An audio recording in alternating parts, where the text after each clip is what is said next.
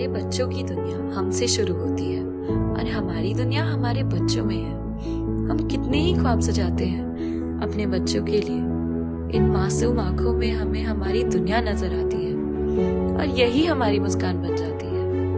इन्हें हम अपने कंधों पर बैठाकर हम दुनिया की सैर कराते हैं। इन नन्हे कंधों पर हम अपना कल सजाते हैं। पर क्या आप जानते हैं कि पूरी दुनिया में लगभग 1.5 करोड़ बच्चे ऐसे भी हैं जिनको सेरिब्रल पॉल्सी की समस्या है। इन्हें सीपी चाइल्ड कहते हैं। सेरेब्रल पाल्सी म्हणजे काय? सेरेब्रल पाल्सी या शब्दातूनच आपल्याला समजतं। सेरेब्रल म्हणजे मेंदूशी निगडीत आजार, पाल्सी म्हणजे स्नायूंचं रिस्पॉन्ड करण्याची ताकद, वीकनेस किंवा स्नायूंमध्ये असलेली अखड, हे म्हणजे सेरेब्रल पाल्सी। सेरेब्रल पाल्सीची लक्षणे काय आहेत? सेरेब्रल पाल्सी असणारी मुले त्यांच्या स्नायूंवर हालचालींवर नियंत्रण ठेवू शकत नाही। त्यांच्या स्नायूंमध्ये ताठरपणा हा वाढतच जातो। त्यामुळे त्यांच्या आकलनावर, बुद्धीवर, क्षमतेवर, वाचेवर किंवा त्यांच्या ऐकण्यावर हा परिणाम होतो। का होते सेरेब्रल पाल्सी? तर 3 टप्प्यांमध्ये आपण एक्सप्लेन करू शकतो। एक तर प्रेग्नन्सीच्या दरम्यान जर आईला काही आजार झाले असतील, प्रॉपरली न्यूट्रिशन प्रोव्हाइड नसेल झालं, जर डायबिटीज झाला असेल, ज्याला आपण जेस्टेशनल डायबिटीज म्हणायचं म्हणतो, किंवा ब्लड प्रेशरचा त्रास झाला असेल, ज्यामुळे बाळाला प्रॉब्लेम्स होतात डिलिव्हरीच्या दरम्यान, ज्याच्यामुळे बाळाची ग्रोथ कमी होते किंवा प्रॉपरली होत नाही, किंवा बाळाला डिलिव्हरीच्या वेळेस जर त्रास झाला असेल, म्हणजे बाळाच्या गळ्याभोवती नाळ असेल, किंवा जन्माला आल्याला बाळ पटकन रडलं नसेल, किंवा बाळ कधी कधी पोटामध्ये बर्थ घेण्याआधी शी पास करतं, स्टूल पास करतं आणि ती त्याच्या नाकाद्वारे किंवा तोंडाद्वारे त्याच्या फुफ्फुसांमध्ये जाते, ज्याच्यामुळे बाहेर आल्याला बाळाला न्यूमोनिया होतो, त्याला NICU स्टे करावं लागतं, त्याला NICUमध्ये ठेवून आपल्याला ऑक्सिजन प्रोव्हाइड करावं लागतं। अशा विविध प्रकारांमुळे आपल्याला सेरेब्रल पाल्सीचे सिम्पटम दिसून येतात। तर सेरेब्रल पाल्सीचे काही टाईप्स आहेत। अटॅक्सिक सेरेब्रल पाल्सी आहे, डिस्टॉनिक सेरेब्रल पाल्सी आहे, स्पास्टिक सेरेब्रल पाल्सी आहे, हायपोटॉनिक सेरेब्रल पाल्सी आहे, ज्याच्यामुळे आपल्याला विविध प्रकारचे सिम्पटम्स बाळामध्ये दिसतात। फिजिओथेरपी खूप उत्तम प्रकारे सेरेब्रल पाल्सीवरती आपल्याला रिझल्ट दाखवू शकतो। सेरेब्रल पाल्सीमध्ये फिजिओथेरपीचं काय महत्त्व आहे? सेरेब्रल पाल्सीमध्ये फिजिओथेरपी हा खूप महत्त्वपूर्ण भूमिका प्ले करते, ज्यामध्ये आम्ही मुलांची स्नायूंची ताकद, त्यांची गतिशीलता आणि त्यांचा जीवनाचा दर्जा वाढवू शकतो। फर्स्टली सगळ्यांना माहिती आहे की सेरेब्रल पाल्सी हा मेंदूच्या आजारामुळे होतो। तर त्यामध्ये आम्ही म्हणतो that time is brain, so early intervention, timely intervention, लवकरात लवकर जर तुम्ही फिजिओथेरपीचा उपचार सुरू केला तर तुमचा मूल इंडिपेंडेंट होऊ शकतो, वॉकिंग करू शकतो आणि डे टू डे ऍक्टिव्हिटीज करू शकतो। तर फिजिओथेरपीमध्ये आम्ही सर्वात महत्वाचं त्यांचं टोन आणि स्पास्टिसिटी, स्नायूंची जे ताण असतं ते कमी करतो। त्यामध्ये आम्ही व्यायाम, stretching exercises, functional electrical nerve stimulator that is करंटच्या मदतीने आम्ही स्नायूंची ताकद वाढतो। नंतर त्यांना चालण्यास मदत करताना त्यांचा बॅलन्स, कोऑर्डिनेशन आणि पोश्चर इम्प्रूव्ह करण्यासाठी आम्ही aquatic therapy, hydrotherapy training, various approaches like PNF, NDT, sensory integration technique याचा वापर करतो, ज्याने मूल लवकरात लवकर चालू शकतो। आणि डिव्हाइसेस लाईक ऑर्थोसिस आणि वॉकर हा पण आम्ही मुलांना चालण्यात मदत होईल हे त्यांना बनवून देतो। त्यानंतर आमचा रोल इथेच थांबत नाही। प्रिव्हेन्शनमध्ये जे काही सेकंडरी कॉम्प्लिकेशन्स मुलांना होऊ शकतो, जसं जॉईंट कॉन्ट्रॅक्चर्स, बोन डिफॉर्मिटी, या व्यायामाने, फिजिओथेरपीच्या व्यायामाने या पण थांबू शकतात। त्यानंतर आमचा रोल येतो सर्वात महत्वाचा, पालकांना एज्युकेट करायला, पालकांना शिक्षण द्यायचं, त्यांच्या केअर गिव्हरला शिक्षण द्यायचं की घरचा ऍटमॉस्फिअरमध्ये काय बदल आणायचं की तुमच्या मुलांना सेरेब्रल पाल्सी आहे म्हणून। आई पण घरी फिजिओथेरपी होम बेस्ड प्रोग्राम देऊ शकते, ते आम्ही त्यांना शिकून देतो, कारण जी प्रगती आम्ही मुलात घडून दिली आहे ती प्रगती थांबू नये म्हणून आई होम बेस्ड एक्सरसाइज प्रोग्राम देऊ शकते। त्यानंतर आम्ही सांगतात की ओव्हरऑल होलिस्टिक अप्रोच फिजिओथेरपी देते त्यांना, ज्यामध्ये आम्ही प्रत्येक मुलांचा जे आजार आहे ते वेगळं असतं, तर आम्ही टेलराइज्ड फिजिओथेरपी रिहॅबिलिटेशन प्रोग्राम त्यांच्यासाठी बनवतो, ज्याने मूल लवकरात लवकर इंडिपेंडेंट होतो आणि डेली ऍक्टिव्हिटीज करू शकतो। तुमच्या आतापर्यंतच्या फिजिओथेरपीच्या प्रवासात तुम्हाला CP मुलांचे काही वेगळे अनुभव आले का? आता जसं डॉक्टर तन्प्रीतनी आम्हाला सांगितलेलं आहे की फिजिओथेरपीचं काय महत्त्व आणि काय योगदान आहे एक सेरेब्रल पाल्सी बच्चूच्या आयुष्यात, मला अजूनही आठवतंय 2009 साली न्यूरोफिजिओथेरपी डिपार्टमेंटमध्ये एक छोटीशी चिमुकली आली होती। ती 8 ते 10 महिन्याची होती। तिला माने धरता येत नव्हतं, कुशीत वळता येत नव्हतं, उठून बसण्याचा प्रयत्नही करू शकत नव्हती। त्या मुलीने फिजिओथेरपी रेग्युलरली घेतल्यामुळे हळूहळू ती एका कुशीत वळू लागली, मान धरू लागली, क्रचेसच्या आधाराने उभं राहू लागली. क्रचेसच्या आधाराने फिजिओथेरपी घेतल्यानंतर ती वावरू लागली, चालू लागली आणि शिक्षण घेण्यासाठी स्कूलमध्ये जाऊ लागली. आता ती मुलगी फिजिओथेरपी रेग्युलरली घेतल्यामुळे आणि तिने फिजिओथेरपी कंटिन्यू केल्यामुळे ती 18 वर्षाची झालेली आहे. तिने आत्ताच 12वी दिलेली आहे आणि नीटची परीक्षाही दिलेली आहे.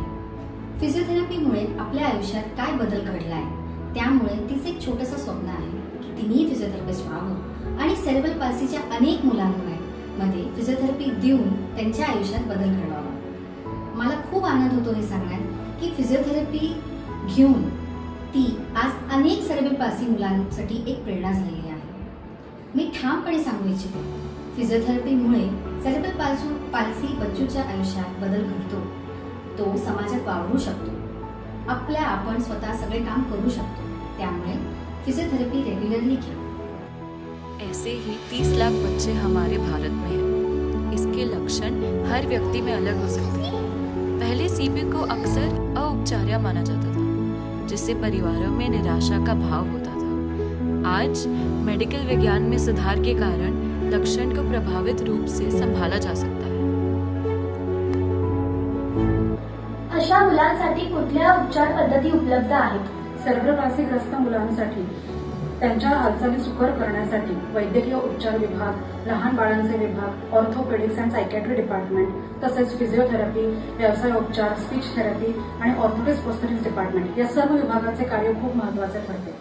अशा मुलांचे लवकर निदान लागण्यासाठी व त्यांच्या हालचाली सुकर करण्यासाठी त्यांना काही करेक्टिव्ह सर्जरीज लागणार असतील तर त्यासाठी आपल्याला वैद्यकीय उपचार विभाग, लहान बाळांचे विभाग आणि ऑर्थोपेडिक्स डिपार्टमेंट याची मदत लागते.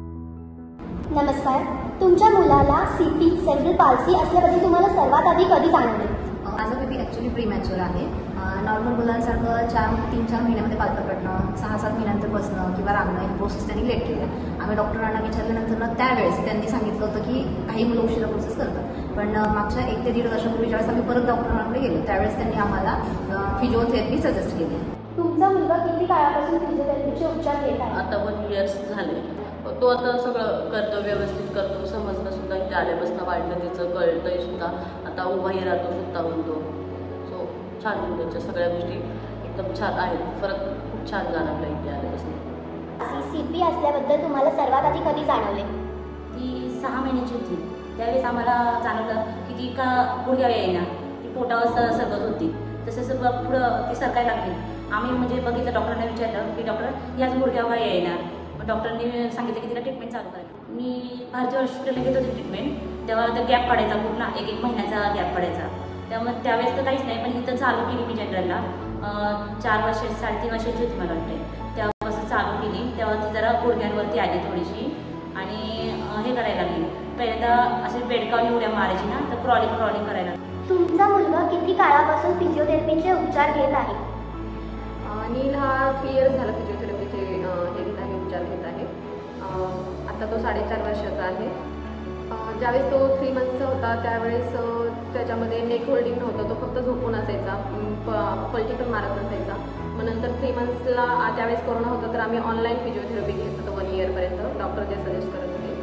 पण त्याचा जास्त यूज नाही झाला. मग ज्यावेळेस 1 वर्षाचा असताना आम्ही मायमर म्हणून जे तळेगाव इथे आहे तिथे येत होतो, तेव्हापासून चालते. नेक होल्डिंग आहे, तो आता बॅक पलटी पण मारतो, पुढे सरकतो. नंतर कम्युनिकेशन त्याचं छान झालेलं आहे तेव्हापासून. आपण सीपी मुलांना समाजात कसे सामावून घेऊ शकतो? ह्या मुलांना सुद्धा सामान्य मुलांसारखं खेळायचं असतं, प्लेग्राऊंड्स वापरायचे असतात, गार्डनमध्ये जायचं असतं, पब्लिक ट्रान्सपोर्ट वापरायचं असतं. पण ह्या ज्या मूलभूत सोयी आहेत ह्या त्यांना उपलब्ध नसल्यामुळे त्यांना हे करता येत नाही. ही मुले जेव्हा प्रौढ होतात तेव्हा त्यांच्या रोजगारासाठी सुद्धा आपण काहीतरी केलं पाहिजे. अनेक NGOs आहेत, अनेक गव्हर्नमेंट स्कीम्स आहेत, पण मुलांपर्यंत हे सगळं पोचत नाहीत. अर्ली फिजिओथेरपी घेऊन जेव्हा ही मुलं कार्यक्षम बनतात तेव्हा त्यांच्यासाठी ह्या उपाययोजना जर असतील तर त्यांना जास्त लाभ.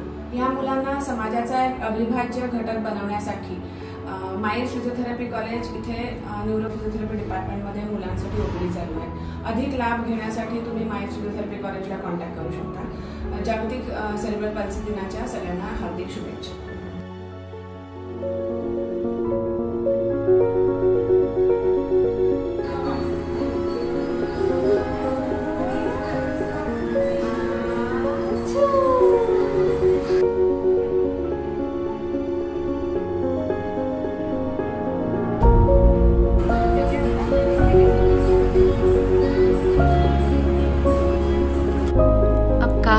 कर सके नहीं बल्कि कर रहे हैं, चल सके नहीं चल रहे हैं, दौड़ सके नहीं दौड़ रहे हैं, तो देर किस बात की। मायूसी से नजर हटाए और सेरेब्रल पॉल्सी को अपनाएं।